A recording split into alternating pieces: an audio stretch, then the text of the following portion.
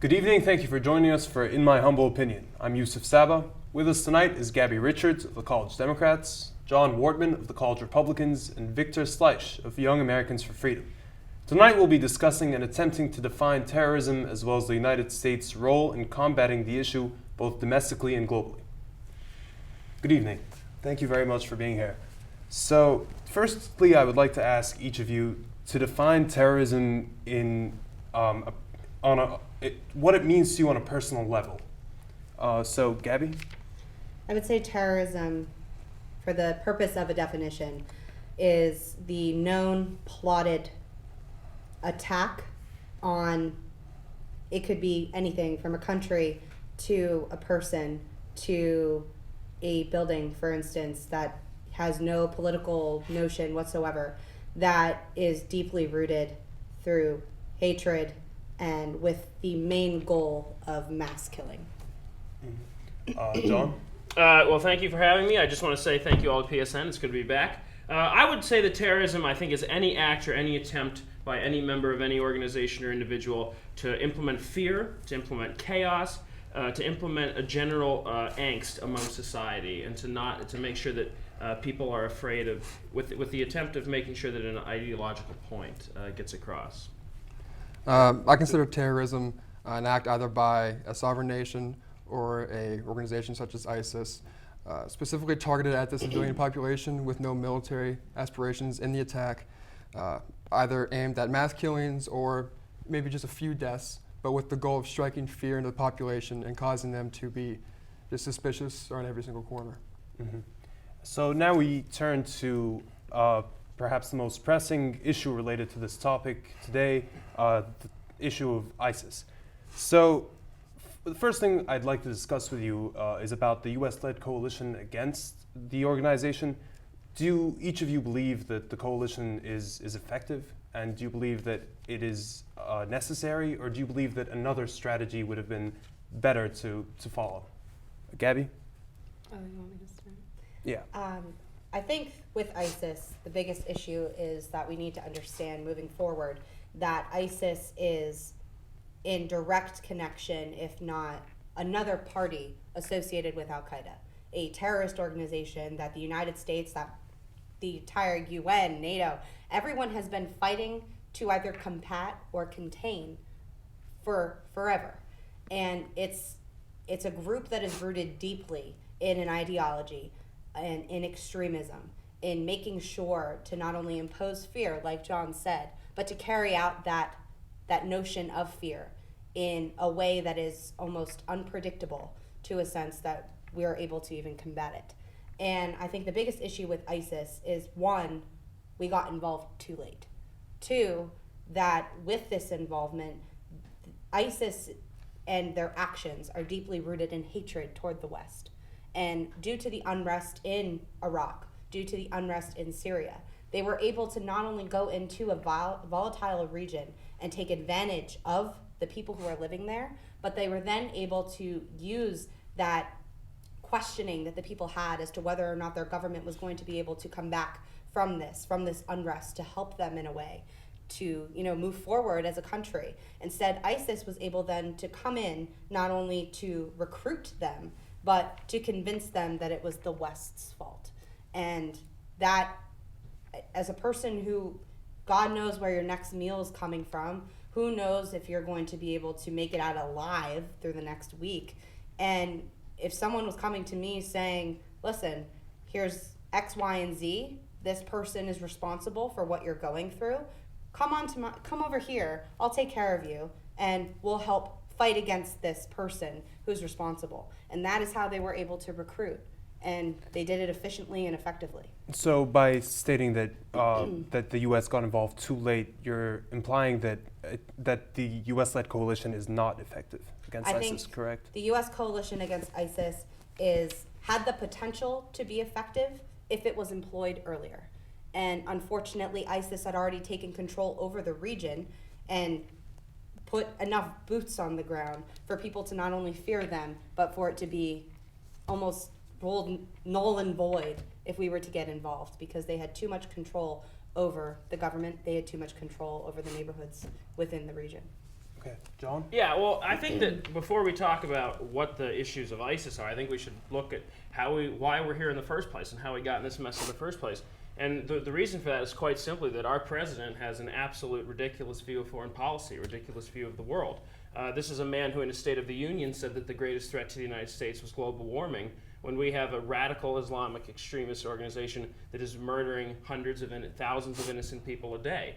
This is the same president that thought it was a good idea to withdraw from Iraq because he made a political pledge, even though every major commander in charge of it with the U.S. Army and our Joint Chiefs of Staff said that it was a bad idea to pull out at that time, that the region would collapse into chaos.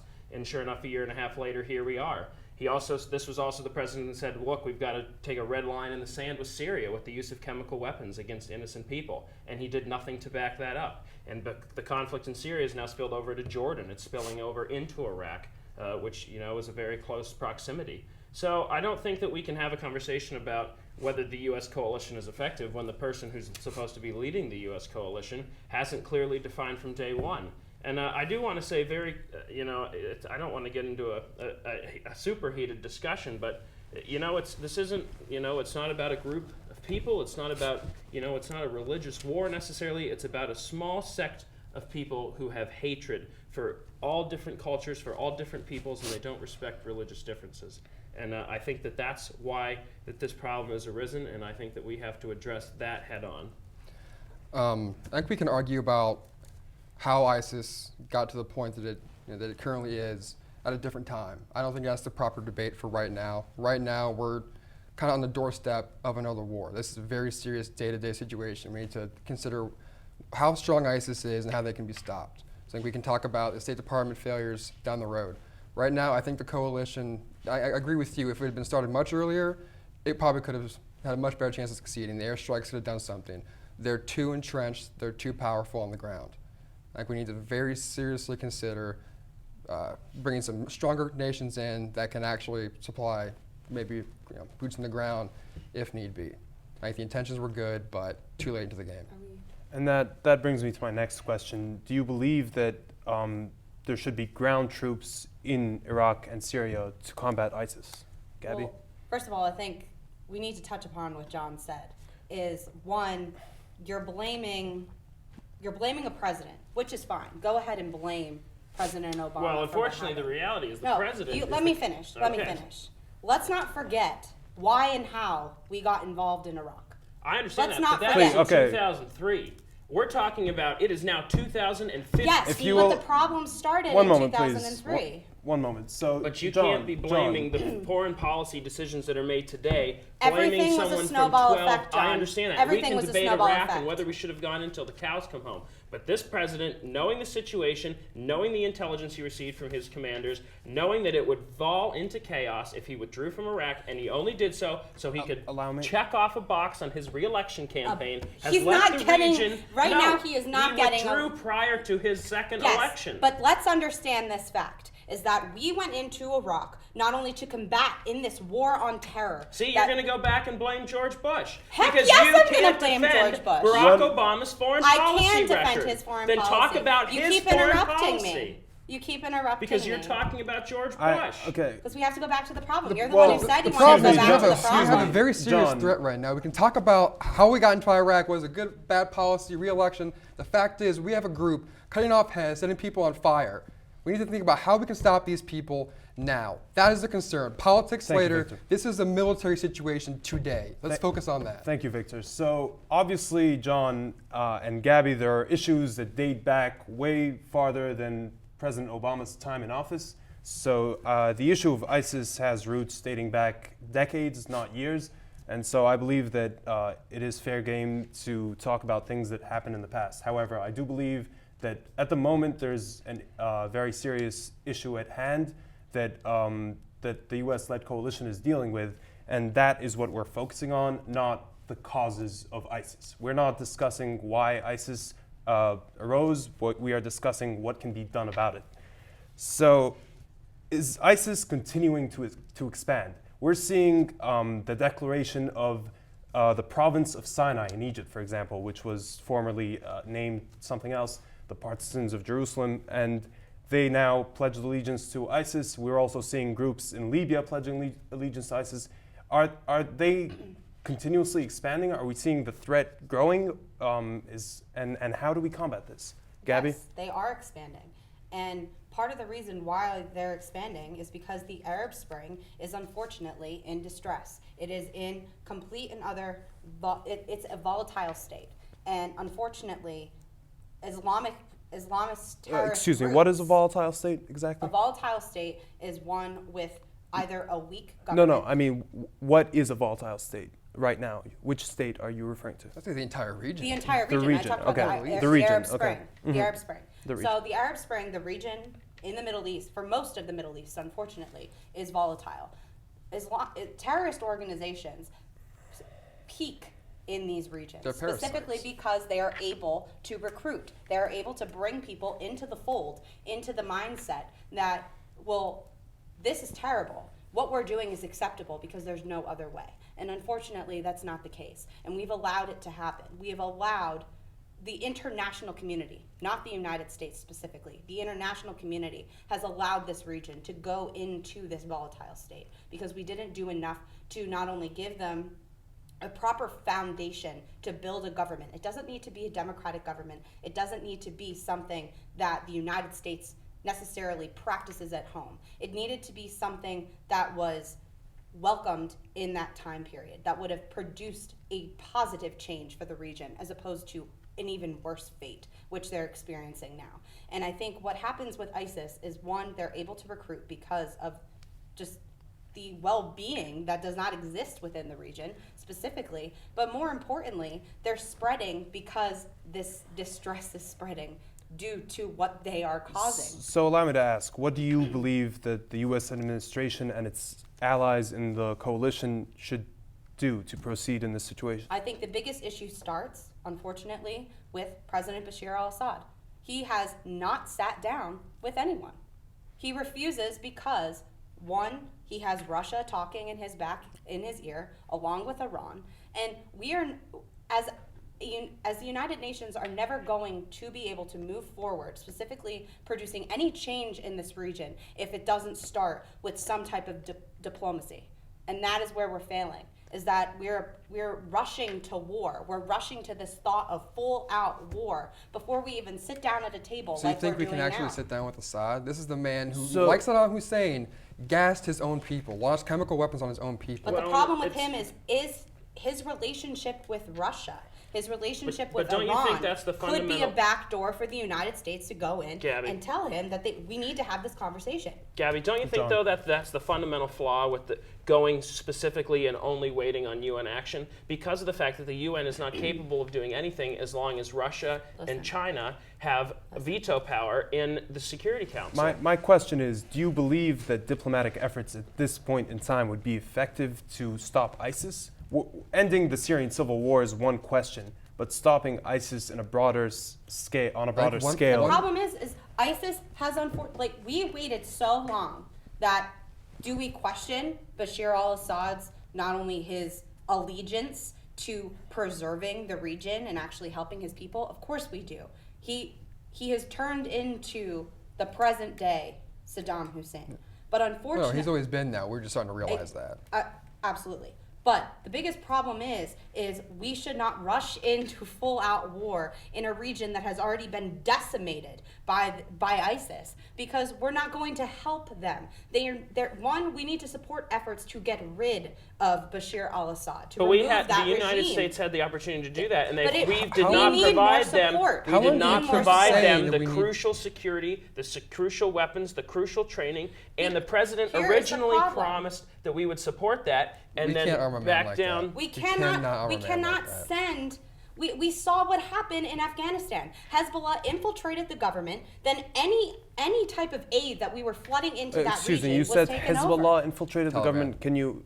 The Taliban and okay. Hezbollah, but Hezbollah was in the region. They were using they were using the mountainous region between Pakistan and Afghanistan to not only recruit like ISIS is doing now, but it's the same. It's almost the same identical situation. And we saw what happened with war in the first place. We need to learn from our mistakes from the original initial stance of the war on terror and start to do this diplomatically before we walk into another war, killing thousands and thousands of people, if not. How do you sit down with someone like this? Okay, so You have to use the backdoor channels. We can use any type of economic embargo that we could possibly come up with. We've put every possible The only economic way to sanction hit them on Iran. economically is to hit It's Russia not and Iran. We need to The get best way to hit their lines of economic support, energy independence here. That crushes Russia and that crushes their resources. Absolutely. I would And jack agree up the with that. sanctions on Iran, which the president has refused to increase. Well, we have Those to. are their two lines of And resources. that's the problem. Oil is unfortunately the bartering. Unfortunately, that's our out. But We've got enough here. We drill here, XL pipeline, natural Oh, gas, we're not getting so into net- the nuclear, Okay, No, you excuse just me. said in energy one Wait, as sentence well. that we you want actually have energy to- we independence have in to- Iran Energy and independence. security concern. Energy But, okay, independence. look, I'll We talk have all enough day natural long about running resources. cars on corn, but it's not. So good to see you guys. So, what's up? Oh, we finally bought a place. Holy cow. You seriously have enough saved to do that? We've been putting a little aside each month. Jeez, at the end of the month, we have nothing left to save. Yeah, I have no idea where it goes. Well, you're spending a lot on. Was it good? Oh, God. Oh, how is my account overdrawn? When it comes to financial stability, don't get left behind. Get tools and tips for saving at feedthepig.org.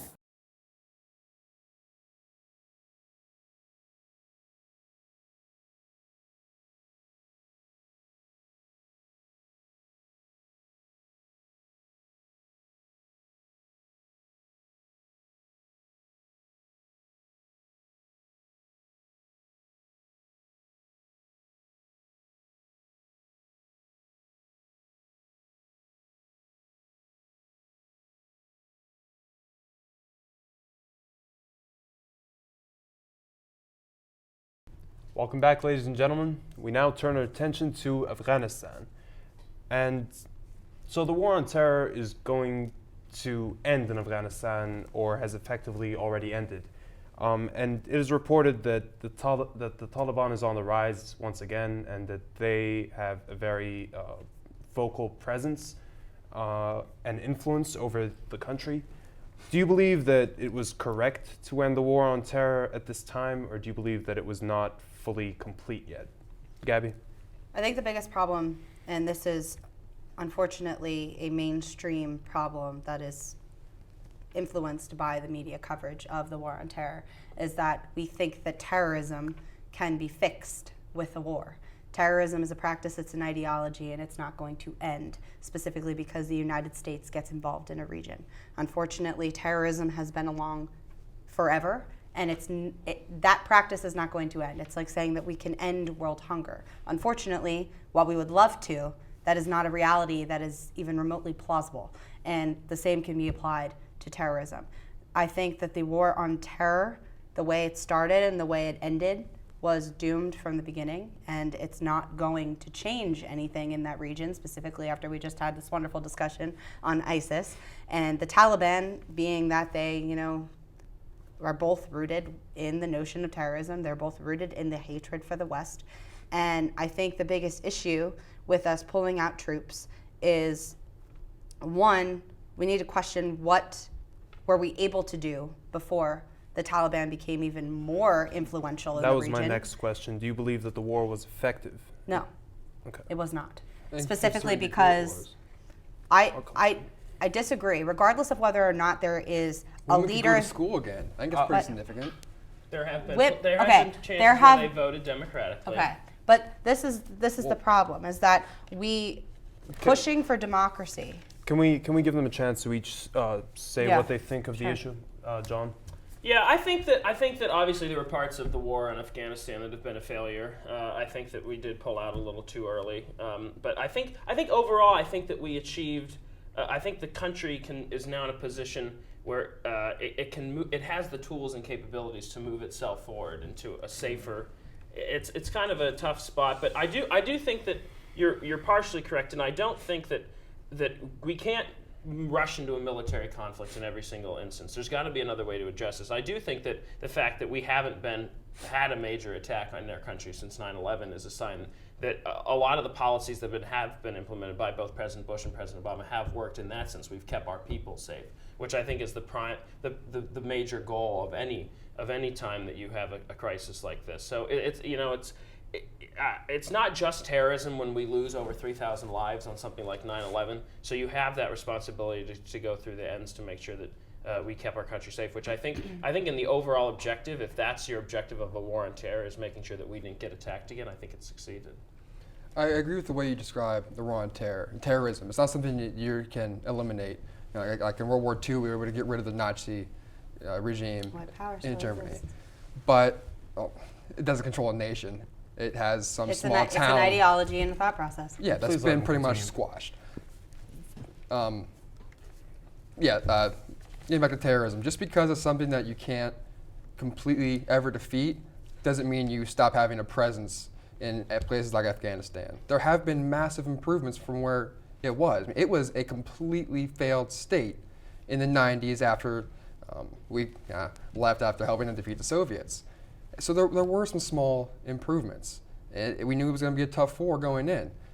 I don't think people understood what George Bush was talking about when the war on terror. This is not something that's going to be the same duration as previous wars. This is going to be something that might never end. And either we step up to the plate and deal with that, spend the money, unfortunately lose lives, or run the risk of things like 9/11 being the norm. So do you believe it is acceptable for a war that lasted over a decade to only come out with some improvements, in your words? I think it was, I was wrong. There are more than some. There have been significant accomplishments. Al-Qaeda, as it was at that point, the enemy after 9/11, has been completely destroyed. We do have a new one, but the fact that we have a new one was success. We completely destroyed the old form of the enemy. But now we have a new form of terrorism. Yeah. So we The need to step. war on so terror, we need to step up it to the. still exists. I'm not saying it doesn't exist. I think George Bush It's was still taken a saying new it form. exists. It's changed its Yeah. color. I know that. This but is a brand new enemy that's capable of morphing time and time again. And we need to step up to the plate and knock it out. And the we did it before, we can organization do it that again. murdered 3,000 of our people has been decimated. Yes, it has moved into a new system, and now we have to address that issue. But this is the issue, is that you keep bringing up the concept of our people. One, we're sending military troops over there. Regardless of the fact that Americans are losing lives by them even being in a region that's as volatile as the Middle East is at this point. But moreover, the innocent civilians that are there losing their lives every day with what's they were going losing on their with lives the Taliban. before we got there. So if they're still continuing to lose their look at all lives, the innocent civilians who have lost their lives in Syria. We've done nothing in Syria. I We've sat understand, by and but yet watched we're them be still, slaughtered. But we're still involved in Afghanistan, and people are still losing their lives every day. So I think personally, we need to come back to the drawing board, come up with a new solution. Maybe help them not only develop a strong government, but help them develop a way to keep that government profitable and keep that government going in areas of distress. This problem did not just happen overnight. I completely agree with you. It's been around This for 30, 40 problem years. did not just happen Longer than that. with 9/11. This problem has existed forever. This terrorism, again, like I said before, is not going to be fixed with us sending more military troops. There needs to be an entirely new way of thinking. You can't chat with radical Islam. You can't chat with it. You can't have coffee with radical Islam. You need to kill radical Islam. I understand. I understand that radical Islam and terrorism is the biggest issue. That's But terrorism today. Our problem here at home is that we are unable to disassociate religion from terrorism. And I think that is where most of the hatred comes from in that region, is that the United States is viewed as this body of people that one hates Islam because we are attacking them, but moreover, it gives the fuel to the fire by allowing not only people and political demagogues within this country and others to put a stain on the practice of Islam, but then it carries over to the United States, where we judge and we hold the stereotype that if you practice Islam, then maybe you support terrorism. Well, I don't think anyone having this conversation right now thinks that terrorism by definition is radical Islam, but I think they would agree that radical Islam is terrorism. Today, that's terrorism. We have to acknowledge that. Is it trying to be PC is going to get people My question killed. is stemming from this debate you're having, is whether in America Islam is viewed as a threat. Islam, the religion. Absolutely not. Absolutely By it any is. educated person, Absolutely. not. No. Your opinion? No. I do think that unfortunately we have an unfortunate stereotype It's a against the it's religion. a stereotype. But I also do think that we do have to be frank in the fact that the majority of the threat to our country at this time, specifically ISIS, does come from a small sect of Islam that is very radical. necessarily small. Hasn't. They're not well, small. well, I'm not saying they're small, but relative to the population. understand. Yeah, there No, are billions of practicing Muslims. Yes, who are peaceful people. But I do think that that's definitely an issue that needs addressed. But I don't think that you can. I don't think not using the word, because there is that sect of radical Islam that is out to kill people, and I do think we have to address that head on. And just because a villager in Afghanistan thinks that we're fighting them because we hate Islam, we can't just back up, put our hands up and slowly back but up. what we have to need ask ourselves keep is fighting. where this thought process is coming from. What thought process?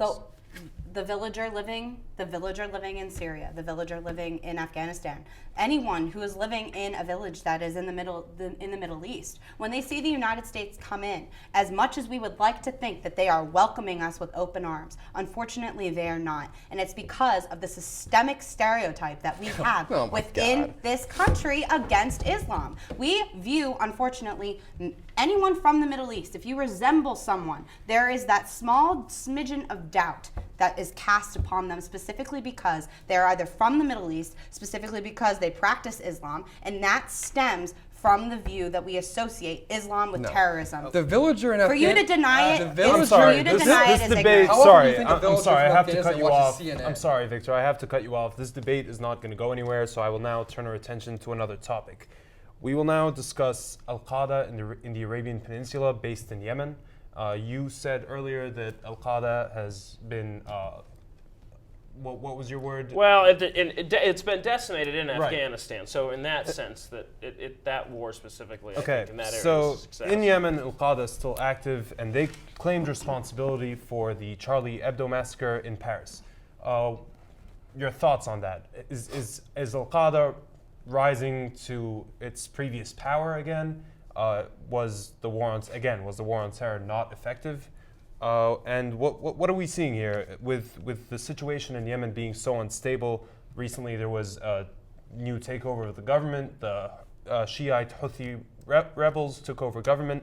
So, is this becoming an increasing problem again? Are we seeing Al-Qaeda sort of reorganize and perhaps shift to a new headquarters, a new base? Yeah, that's what happens. We'll start with Victor in a this time. war. Victor? I think the Charlie Hebdo, it was, from the mindset of the terrorists who carried out that attack, it was a battle in the war. We're not going to win every single battle in the war against terrorism.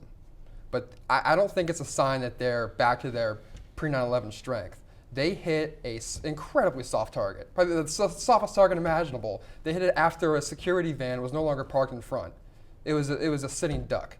So just because they were able to hit that successfully does not mean that Al-Qaeda is back to what it was. But I do think Yemen is borderline failed state. However, the assailants traveled to and from Yemen to Paris, and that was not picked up by intelligence agencies. Does that not pose or raise a lot of questions about whether we are... I think just because these ones got through, there are a lot that we catch. But there are also some that come through. But I think this showcases. You want to put a freaking chip on every person in the world? People are going to get around now. Where I think that people are trying to move away from it gets into that really debate that's been going on since the beginning of civilization, of security versus personal liberty, of individual liberty. And I think that we always have to be conscientious every day, no matter where you live across this planet, that there are people out to hurt us. There are people out to kill us.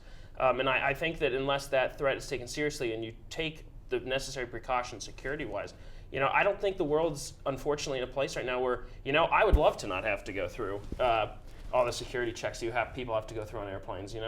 I got, having to put everything, and wouldn't it be nice when you can just get there 10 minutes before your flight and go? But I don't think the world exists in that way, and I think that falsely pretending that we'd like it to go back to that at this time, I think is a flawed thought system. I think the biggest issue with the unfortunate reality that happened in Paris is, if we look at it, if you read, if if you read into what happened, it was an attack on free speech. At the end of the day, that is what it was. And unfortunately, free speech is associated with democracy. Free speech is associated with the United States because the country, inevitably, was founded on the notion of being able to speak out freely. Yeah. It defines the American way. And they would have done it here if they could. Any attack they carry out I on a Western understand. nation, But it's only because they couldn't. It was get an into the attack. US. It was an attack on free speech, Yeah. and the United States came out and supported Paris specifically because how can you not? Couldn't hop on a jet and go over to the ceremony. I'm upset that he didn't go. I'm not No going one to, went. I am not going to agree that that was a good decision because it wasn't. He should have been there, and we can leave it at that because I think we can all agree that our president should have been there. Well, we can continue the discussion about Yemen. Do you believe that the situation requires foreign intervention? I think it's getting close. But see, it's getting close. Yeah. This is the problem, is this region, again, not to rewind the track that I've been spilling this entire time, is this entire region is unfortunately volatile. Again, It's been that volatile. way for over Yemen, 100 years. we were working with Yemen until the unfortunate dissemble of whatever government was left over. And unfortunately, what's happening is, as this continues to happen from region to region to region, and Al-Qaeda is moving from region to region to region to not only establish roots, A form of Al-Qaeda. It's important to note that. a form of Al-Qaeda, a it's branch rooted in the of Al-Qaeda. same It is thought officially process. it is officially a ISIS, branch of Al-Qaeda, so they are officially affiliated with Thank them. you. But the fact that ISIS is they're- the same thing. Yeah. And moreover, is we need to look at the fact that Yemen can be helped. And whether or not we decide to do that by sending in humanitarian efforts or by sending in military Do you efforts, believe the U.S. has a this is- moral obligation to do so? This is the problem. This is what happens with the war on terror. It stems back to World War II, where the United States became the world's police. And unfortunately, we were attacked and we acted out of fear, much like we did with D-Day. We can make that We acted out of anger. we can make that rationale is 9/11 was our generation's D-Day, and unfortunately it happened. much worse than And it was much worse than D-Day because more and more people were killed and There were lost their civilians. lives, innocent people. But this is the question: do we go into an area and kill innocent lives to bring down? You make it sound like we're looking at a daycare. Yeah, hit the daycare. No, it's not. But see, this is the problem. Happens in This war. is the problem. I understand that it happens in war. But if war could possibly be avoided and we can find another way to combat what is going on in There's this no region other and to way. help. We've been trying to We combat can help. Bashar al-Assad through diplomatic channels for the I past understand, way to take but on radical going to Islam. war, killing hundreds of thousands more people, there have nearly been 1 million people that have lost their lives. Yeah. Specifically because of what is going on with And ISIS, those people let are alone going to what's be going on killed with whether Al-Qaeda. we're involved or not. So Look at Afghanistan. This They've is been that killing there again. well Your before we got rationale. there. Your rationale. So just because people have been dying before we got there, that us going there justifies what's happening? No, but if It we doesn't. can help bring a stop to the But unnecessary slaughter. How are we So going we to should do wrap it? this up, we should ladies have and But gentlemen. how? Do you think How? do you think we should have Keep it just let contained. Adolf Hitler run around Europe and take over Europe? That is a completely other debate. No, We it's let- not. No, it's we not. let him get to where he was. There is fact That's to back another that up. debate. We let him And get to then where we he And I was. stood after stood by D-Day. It and wasn't, did nothing. it Excuse me. wasn't convenient for Please. the United States to Gabby, get can I involved. please have a very brief closing statement, and I will have one from each of you. Gabby?